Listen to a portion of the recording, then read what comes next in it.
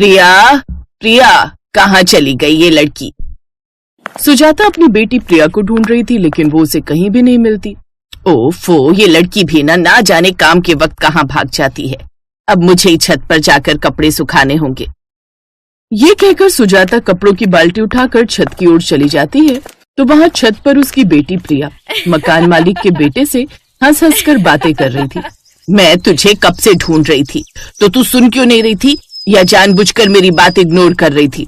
नहीं तो माँ, नहीं तो वो तो मैं बस कपड़े लेने आई थी छत पर, और गगन एक्सरसाइज करने आया था और उसी के बारे में थोड़े टिप्स दे रहा था। बताओ ना गगन, तुम माँ को। हाँ, ये कपड़े लेने आई थी। वही तो, कपड़े लेने आई थी। एक मारूंगी न तेरी कनपट्टी पर तो सारी अकल ठिकाने आ जाएगी। जब कपड़े धुले ही नहीं तो तू उठाने की आई थी, और कपड़ों की बाल्टी तो ये मेरे हाथ में, इन्हें सुखाने के लिए तो मैं तुझे बुला रही थी कब से। मैं ना तेरी माँ हूँ, तू मेरी माँ बनने की कोशिश मत कर, समझी? क्या क्या कपड़े? हाँ, वही तो मैं आई थी छत पर, लेकिन मुझे कपड़े दिखे ही नहीं। वो सब छोड़ो ना माँ, लाओ मुझे तो, मैं ये कपड़े सुखा देती हूँ, तुम आराम से बैठो यहाँ। हाँ आंटी, आप इस उम्र में इतना काम क्यों करोगी? लाओ कपड़े हमें दो, हम इन्हें सुखा देते हैं। लेकिन सुजाता को उनका ये मेल मिलाप कुछ पसंद नहीं आ रहा था, इसलिए वो अक्सर उन दोनों पर नजर रखती थी। लेकिन प्रिया और गगन तो एक दूसरे से प्यार करने लगे थे, इसलिए कोई न कोई बहाना ढूंढकर वो एक दूसरे से मिल ही लेते थे। ऐसे ही एक रोज, अरे यार गगन, तुम यहाँ क्या कर रहे हो? तुमसे मिलने आया हूँ, और क्या कर रहा हूँ। अब घर पर तो तुम्हारी माँ आंखें गड़ा कर बैठी रहती है, ठीक से बात तक नहीं करने देती मुझे।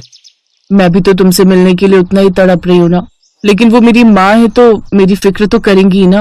वो ये बात कर ही रही थी कि प्रिया की नजर अपनी पापा की ओर जाती है। अरे बाप रे, पापा लेने आ गए। गगन तुम जल्दी से जाओ यहाँ से, पापा ने तुम्हें यहाँ देख लिया तो उन्हें शक हो जाएगा। गगन चेहरा ढकते हुए वहां से चला जाता है और बचते बचाते मुंह छुपाते साइड से निकलने की कोशिश करता है। कमाल है, आजकल के लड़के भी कैसे लड़कियों की तरह शर्माते हुए जाते हैं। ऐसे ही समय बीता। एक रोज सुजाता गगन की माँ लता से, लता जी, मैं आपको कब से कह रही हूँ कम से कम मोटर तो चला दीजिए, पानी खत्म हो गया है। बार बार पानी का इस्तेमाल करोगे तो नल खुला रखोगे तो पानी खत्म होगा ही ना, बस लड़ने का बहाना चाहिए आपको। हाँ, तो पानी इस्तेमाल करने के लिए होता है, और रही बात बिजली के बिल की तो हम भी आधा बिल देते हैं। अब जल्दी से मोटर चला दो, मेरे सारे बर्तन ऐसे ही रखे हैं, अभी कोई टाइम नहीं है मोटर चलाने का। अब सुबह आना, सुबह ही मोटर चलेगी। अरे लेकिन मुझे सुबह उठकर खाना भी बनाना होता है। चलिए अब जल्दी से मोटर चला दीजिए। ये मेरा घर है, तुम्हारा नहीं जो मुझे ऑर्डर दे रही हो। कभी कभी तो लगता है गलती कर दी तुम जैसे किराएदारों को रखकर। वो तो कोई किराएदार नहीं मिल रहा था, इसलिए मजबूरी में रखना पड़ा, नहीं तो ऐसे लड़ाकू लोगों को मैं अपने यहाँ जगह नहीं देती। हाँ, हमें भी कोई शौक नहीं है यहाँ रहने का, वो तो हमें यहाँ आसपास और कहीं किराए पर घर नहीं मिला तो हम भी यहाँ नहीं आते। वैसे भी पता चल गया कितनी झगड़ालू हो आप। हाँ, तो तुम कौन सी दूध की धुली हो, अच्छे से जानती हूँ तुम्हें, बताया था तुम्हारी देवरानी ने कि कितनी झगड़ालू हो तुम। उन दोनों की आवाज सुनकर गगन और प्रिया भी वहां आ जाते हैं। क्या हुआ माँ, आप दोनों लड़ क्यों रही हैं? इन लोगों के दिन अब यहाँ पूरे हो गए हैं, अब इन्हें कहो जल्दी से अपना बोरिया बिस्तर उठाओ और चलते बनो यहाँ से। माँ क्या कह रही हो, अचानक से क्या हो गया? ठीक कह रही हूँ, जल्दी से नए किराएदार ढूंढ कर ले आ, महीना खत्म होते ही इनको यहाँ से चलता कर। हाँ, तो हम कौन सा यहाँ रुकना चाहते हैं, हमें भी कोई शौक नहीं, जैसे महीना पूरा होगा ये घर छोड़कर चलते बनेंगे। चल प्रिया यहाँ से। वो अपनी बेटी के साथ ऊपर चली जाती है। सुजाता लता के यहाँ किराए पर रहती थी। गगन मकान मालकिन लता का बेटा था। प्रिया अपने परिवार के साथ पिछले 6 महीनों से उनके यहाँ रह रही थी। इसी दौरान उन दोनों को आपस में प्यार हो गया, लेकिन वो दोनों अपनी माँ के झगड़े के कारण दुखी हो जाते थे। फिर एक रोज देर रात दोनों छत पर मिलते हैं। अब हम यहाँ से चले जाएंगे तो हम दोनों कैसे मिल पाएंगे? मैं तो तुम्हारे बिना नहीं रह पाऊंगी गगन। इसीलिए कहता हूँ दोनों शादी कर लेते हैं। लेकिन क्या हमारे घर वाले इसके लिए मानेंगे? मेरा मतलब है। तुम अच्छे से जानती हो हमारी माओ में आपस में बिल्कुल नहीं बनती। अगर हम उनसे पूछेंगे तो वो कभी नहीं मानेंगी, इसीलिए अब हमारे पास एक ही ऑप्शन है। वो क्या? कोर्ट मैरिज करने का। पहले शादी कर लेते हैं, फिर बाद में तो उनको अपने बच्चों की खुशी के आगे झुकना ही पड़ेगा। और अगर हमने ऐसा नहीं किया ना तो वो हमारी शादी किसी और से करवा देंगे, फिर रोती रहना। लेकिन क्या ये सही है? प्यार और जंग में सब जायज है। शायद तुम ठीक कहते हो। प्रिया को गगन की सारी बात सही लगती है और वो इस बात के लिए मान जाती है। अगले दिन वो दोनों जाकर कोर्ट मैरिज कर लेते हैं। शादी के बाद वरमाला पहने वो दोनों घर आते हैं और सबको अपनी शादी के बारे में बताते हैं। क्या है ये सब? हम दोनों ने शादी कर ली है। वो आपकी बेटी से ज्यादा अब मेरी पत्नी है। हमारी नाक कटवाने से पहले तू कहीं जाकर मर क्यों नहीं गई?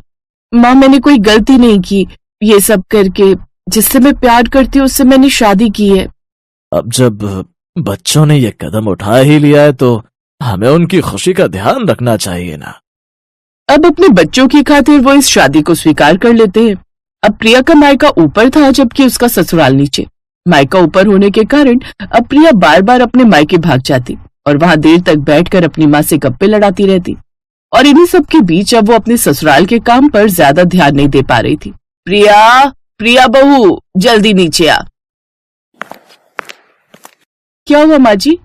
क्या हुआ कि बच्ची जब देखो बार बार ऊपर अपने मायके भाग जाती है। गैस पर जो दूध रखा है उसे क्या तेरा बाप आकर देखेगा? माँ जी, बाप पर मत जाइए। मैं तो जाऊंगी, बोल क्या कर लेगी? तभी प्रिया की माँ भी वहां आ जाती है। खबरदार जो मेरी बेटी या पति को कुछ भी कहा तो, नहीं तो मुझसे बुरा कोई नहीं होगा। आपसे बुरा वैसे भी कोई नहीं है। अपनी बेटी को देखो, जब दिल करता है ऊपर जाकर गप्पे मारने ऐसे बैठ जाती है जैसे वर्षों बाद अपने मायके वालों से मिल रही हो। दिन में 24 में 16 घंटे तो ये ऊपर ही रहती है। आज इसी के चक्कर में सारा दूध उबल गया। अरे तो दूध ही उबला है ना, कोई ज्वालामुखी तो नहीं ना उबला। मैं अपनी बहू से बात कर रही हूँ, समझी? इसलिए आप बीच में ना ही पड़ो तो बेहतर है। सॉरी माँ जी, आगे से ऐसा नहीं करूंगी। आगे से ऐसी गलती ना हो तो ही बेहतर है। चल जा, अब रसोई जाकर साफ कर। और आप भी अपना काम कीजिए समधन जी। अपनी शादीशुदा बेटी की जिंदगी में दखलंदाजी कम कीजिए, समझी? उन दोनों की ये खटपट अब रोज की हो चुकी थी और इसी बात से अब प्रिया परेशान हो चुकी थी। आए दिन किसी न किसी बात को लेकर मायके और ससुराल वालों में लड़ाई होती रहती थी। अरे आप ऐसा कैसे कह सकते हैं? ये धारी वाला कच्छा मेरा है। मैं इसे कल्लू की दुकान से लाया था और पप्पू दर्जी से सिलवाया था। ऊपर बालकनी में सूखने डाला था, वहीं से उड़ते हुए नीचे गिर गया होगा। नहीं, ये मेरा है। मैं इसे लेकर आया था जग्गू की दुकान से। अरे मैं कहता हूँ मेरा कच्छा है, इसे वापस करो समधी जी। नहीं, ये मेरा है, इसे मुझे वापस करो। और इसी खींचातानी में वो कच्छा फट गया। दूर खड़ा गगन ये सब देख रहा था। लो, अब पहन लो इसे दोनों आधा आधा। जब देखो तब इस घर में हर वक्त यही कलेश रहता है। मैं तो तंग आ चुका हूँ इन सबसे, इसीलिए मैं अपनी प्रिया के साथ ये घर छोड़कर जा रहा हूँ। अब हम कहीं और रहेंगे। उन दोनों को जाता देख अब उसके माता पिता को अपनी गलती का एहसास होता है और वो अब कभी न झगड़ने का वादा करते हैं, जिससे प्रिया और गगन अब खुश हो जाते हैं।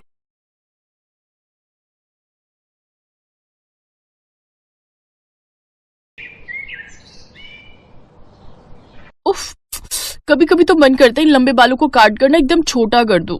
इतने भारी बाले की जूड़ा बनाने के बाद भी जमीन पर जाकर लगते हैं। चुप कर, कोई जरूरत नहीं है इन पर कैंची लगवाने की। जानती है कितनी मुश्किल से मैंने तेरे ये बाल बड़े किए हैं। बचपन से गोले के तेल से मालिश करके एलोवेरा जेल तेरे बालों में लगाकर इनकी खूब अच्छे से देखभाल की है, तब जाकर ये इतने लंबे हुए हैं। अब जल्दी से अपने बालों को समेट बेटी, हमें जाने में देरी हो रही है। अच्छा माँ, 10 मिनट दो, मैं अभी आती हूँ। कुछ देर में तैयार होकर प्रियंका अपनी माँ के साथ शर्मा जी के फंक्शन में चली जाती है, जहाँ कौशल्या भी अपने बेटे गगन के साथ वहाँ आई हुई होती है। कौशल्या की नजर जब प्रियंका के लंबे काले घने बालों पर पड़ती है तो वो उसे बड़े पसंद आते हैं। अरे वाह, कितने खूबसूरत बाल हैं इस लड़की के, बिल्कुल देवी माँ का रूप लग रही है। इतने सुंदर बाल तो मैंने आज तक किसी लड़की के नहीं देखे। अगर ये मेरी बहू बन जाए तो मेरा लंबे बालों वाली बहू का अरमान पूरा हो जाए। कौशल्या को प्रियंका पहली नजर में ही पसंद आ जाती है। वो शर्मा जी से उसके बारे में पता लगाती है, फिर अपने छोटे बेटे का रिश्ता लेकर प्रियंका के घर जाती है। गगन भी अच्छे परिवार से था, इसलिए प्रियंका के माता पिता भी इस रिश्ते के लिए हाँ कर देते हैं। कुछ दिनों बाद दोनों की शादी हो जाती है और प्रियंका ब्याह कर अपने ससुराल आ जाती है। प्रियंका के बाल देखकर पड़ोस ने कहती हैं, वाह कौशल्या, तेरी छोटी बहू के बाल तो कितने सुंदर और लंबे हैं, लेकिन मुझे डर है कहीं इन्हीं बालों को लेकर दोनों बहुओं में संग्राम ना हो जाए।